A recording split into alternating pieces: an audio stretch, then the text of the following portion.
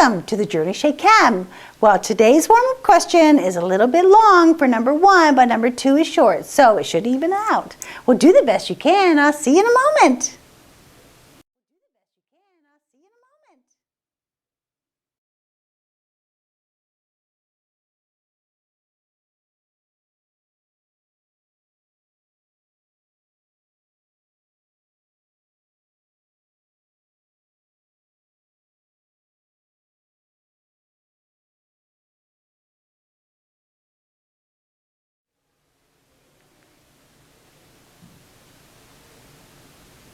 In number 1, what I find is very helpful is to write a diagram that we started ice at -5 and we changed the ice to 0 because we can only have either a temperature change or a phase change, and we cannot do both at the same time.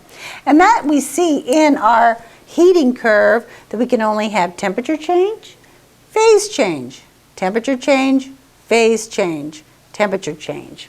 And therefore the temperature remains the same and all the energy is going into that phase change. And I've labeled them temperature change, phase change to help you, and I also do it step by step.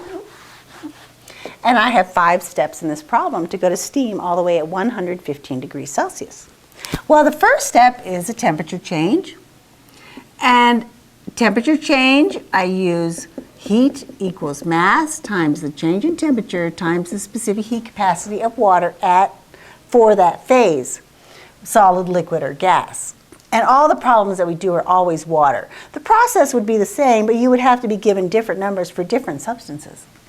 Now, I am already given 25 grams, so I do not need to change from kilograms to grams. The change in temperature is 5 degrees Celsius, and the specific heat capacity for ice is 2.09 joules per gram degree Celsius, and then I want to change it to kilojoules.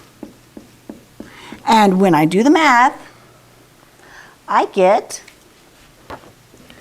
0.2612 kilojoules. And number 2 is a phase change. And for phase changes, I just need to know the heat of vaporization or the heat of fusion, depending upon which states I'm changing. Well, here I'm changing ice, and therefore 6.02 kilojoules is 1 mole of water. And I have 25, I want to make sure you can read it, 25 grams of water, and 1 mole of water is 18.0 grams of water. And when I do the math here, I get 8.3611 kilojoules. Step 3, again, is a temperature change. And I have 25 grams, and I'm changing 100 degrees Celsius. And the specific heat capacity for liquid water is 4.18 joules per gram degree Celsius, and then I change it to kilojoules. And I always like to see my conversion factors because I'm funny like that. And it's always helpful because then you can follow through and see what unit you should come out with. And in step 3, I get 10.4500 kilojoules. Step 4 is a phase change again. And in this phase change, I need the heat of vaporization. And that is 40.7 kilojoules per 1 mole of water. And again, I change my 25 grams of water to moles. And 1 mole of water has an atomic mass of 18.0 grams of water. And therefore, this step, I get lots of heat.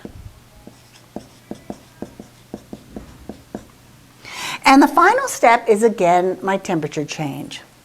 And I have 25 grams, and I'm changing the heat 15 degrees, and the specific heat capacity for steam is 1.84 joules per gram degree Celsius, and again, I'm changing it to kilojoules.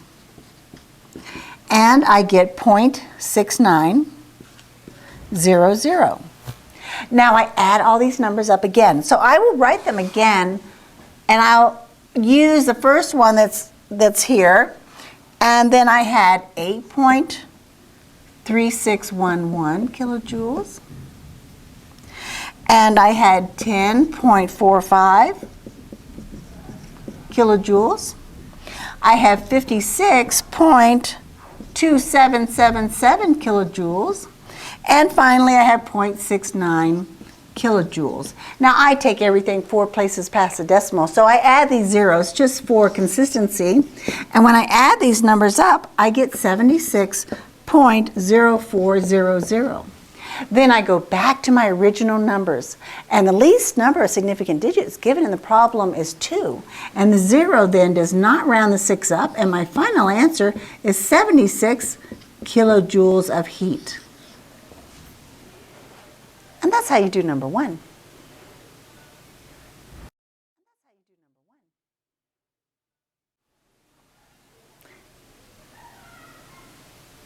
Number 2 asks, what is boiling? Well, boiling is when the vapor pressure of the liquid is equal to the surrounding pressure. Then the substance will begin to boil. And then we need a diagram to illustrate what is vapor pressure.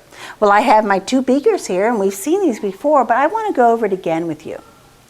Water has stronger intermolecular forces of attraction, so not very many of these molecules can escape. Gasoline, on the other hand, is a volatile liquid and it has weak intermolecular forces of attraction, and so the gas molecules can just escape really easily. So this is a volatile liquid. Because we have lots of these gas molecules on top of the liquid, they are exerting pressure on the liquid. That is the vapor pressure. And that is why gasoline has a higher vapor pressure than water. Water has a lower vapor pressure because there are fewer molecules that can escape into the vapor form. Gasoline has a higher vapor pressure. So vapor pressure is the pressure exerted by these gas molecules on the liquid. And that's vapor pressure. Well, today you have a review worksheet to work on, and the assessment's coming up, and I know that you'll do well. And the review worksheet is to help you with understanding exactly what concepts will be discussed on the assessment. Well, do the best you can, and I can't wait to see you tomorrow. Bye.